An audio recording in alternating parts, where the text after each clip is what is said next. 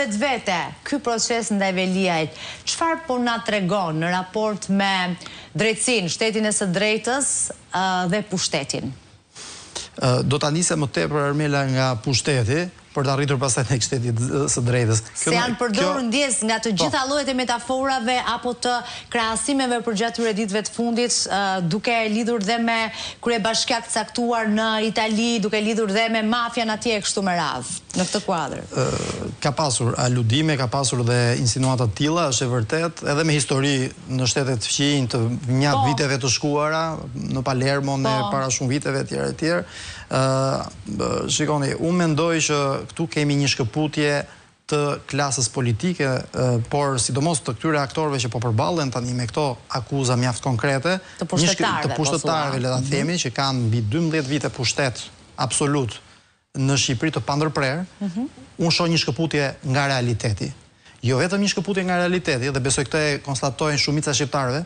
por edhe një arrogancë. Një arrogancë të shtuar ndaj gjithkujt dhe gjithë shkaje, sa mund të kenë arritur ndoshta deri diku në delire dhe një lloj shkëputje sa mund të kenë arritur në mendimin që janë të paprekshëm. Por ja që kur zullumet shtohen, pastaj në një moment caktuar çdo gjë do marrë fund një ditë. Kështu që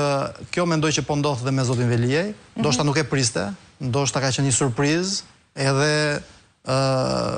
ditën kur i kanë trokitur në banesë për kontroll, ditën kur i kanë trokitur në zyrë herën e parë për të marrë, pse jo, materialet në Bashkinë e Tiranës, provat, sekvestrimin e kompjuterave, po pse jo dhe ditën kur u arrestua, mund të ketë qenë surprizë, por japa që realiteti pastaj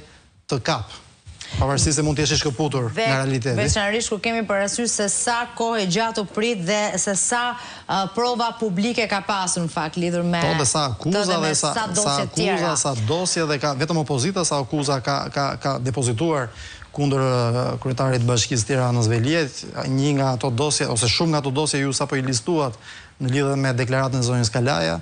Kështu që është e vërtet që ka një mal me akuza dhe do duhet që ta shohim tani se çfarë do të bëhet me këto hetimet dhe të atyre çështjeve të mëparshme që janë depozituar prej kohësh nga opozita në SPAK dhe në organet e tjera